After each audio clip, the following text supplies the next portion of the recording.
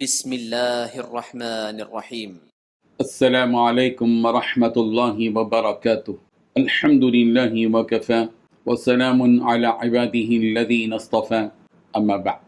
حاضرین و ناظرین، یہ درس نمبر 1672 ہے اور آج سورہ سبا کی 2 آیتوں کی تلاوت اور تشریح کی جائے گی، آیت نمبر 7 اور 8۔ چلے سب سے پہلے ہم ان 2 آیتوں کی تلاوت کرتے ہیں، لفظی ترجمے اور ترجمے کے بعد تشریح کرتے ہیں۔ اعوذ باللہ من الشیطان الرجیم، بسم اللہ الرحمن الرحیم۔ وقال الذین کفروا هل ندلکم علی رجل ینبئکم اذا مزقتم کل ممزق انکم لفی خلق جدید افترى علی اللہ کذبا ام به جنہ بل الذین لا یؤمنون بالآخرة فی العذاب والضلال البعید، صدق اللہ العظیم۔ لفظی ترجمہ یوں ہے، وقال اور کہا، الذین ان لوگوں نے جنہوں نے کفروا کفر کیا، هل ندلکم کیا ہم تمہاری رہنمائی کریں، علی رجل ایسے آدمی پر، ینبئکم جو تمہیں خبر دیتا ہے، اذا مزقتم جب تم پارا پارا کر دیے جاؤ گے، کل ممزق بالکل ہی پارا پارا کیے جانا، انکم تو یقیناً تم لفی خلق جدید البتہ ہوگے ایک نئی پیدائش میں، افطرا کیا اس نے باندھا ہے، علی اللہ اللہ پر، کذباً جھوٹ، ام بھی جنہ یا اسے جنون لاحق ہے، بل الذین بلکہ وہ لوگ جو لا یؤمنون ایمان نہیں رکھتے، بالآخرتی آخرت پر، فی العذابی و عذاب میں، والضلال البعید اور دور کی گمراہی میں پڑے ہیں۔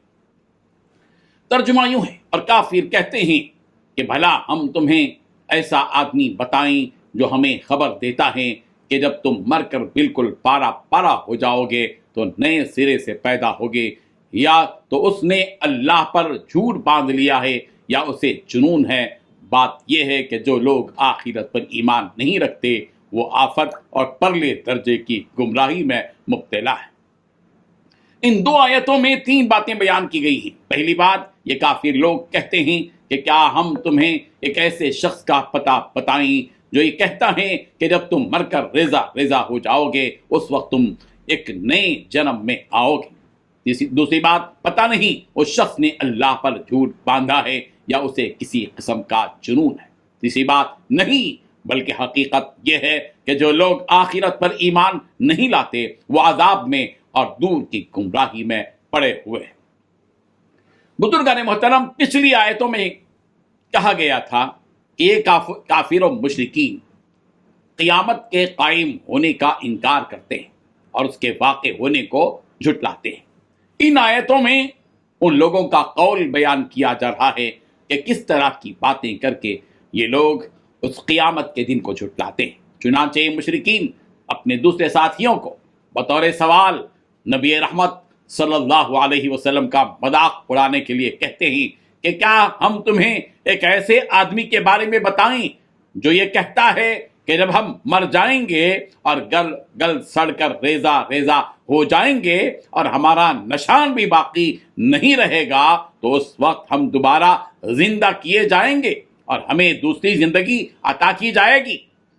مشرکین اللہ کے نبی صلی اللہ علیہ وسلم کی توہین کرتے ہوئے یہ بھی کہتے ہیں کہ ہمیں تو لگتا ہے کہ یہ آدمی خامخواہ اللہ تبارک و تعالیٰ پر جھوٹ باندھ رہا ہے کہ اللہ تعالیٰ نے ایسا کہا ہے، جبکہ ان مشرکین کا خیال یہ ہے، ان کا خیال یہ ہے کہ یہ ناممکن کام ہے جو کبھی ہو ہی نہیں سکتا، تو پھر کیسے اللہ تعالیٰ اس کام کے بارے میں کہہ رہے ہیں جو کہ ہونے والا ہی نہیں۔ اور یہ مشرکین کہتے ہیں کہ یہ آدمی تو نعوذ باللہ پاگل ہے۔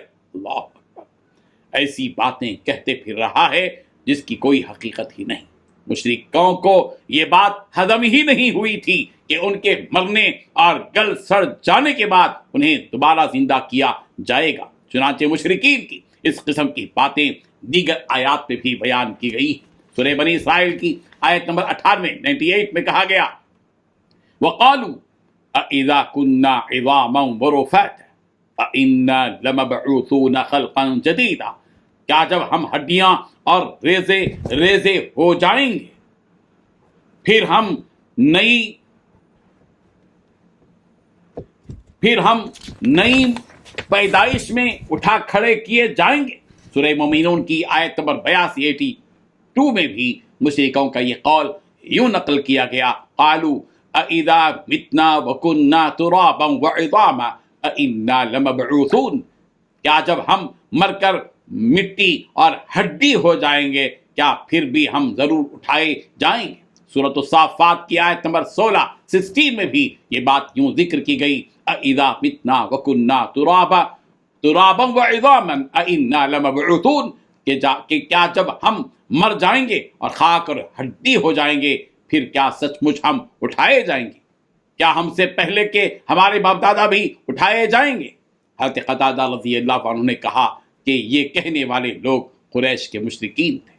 کافروں کی ان باتوں کا جواب اس وعید کے ساتھ دیا گیا کہ جو لوگ آخرت اور مرنے کے بعد زندہ کیے جانے پر ایمان نہیں لاتے وہ ایک طرف تو عذاب میں مبتلا ہوں گے اور دوسرے یہ کہ یہ لوگ آخرت کا انکار کرتے ہوئے بڑی دور کی گمراہی میں پھنس گئے ہیں۔ اللہ تعالی ہم سب کو اس قسم کی گمراہی سے بچائے، حق پر قائم رکھے، آمین۔ وآخر دعوانا ان الحمد للہ رب العالمین۔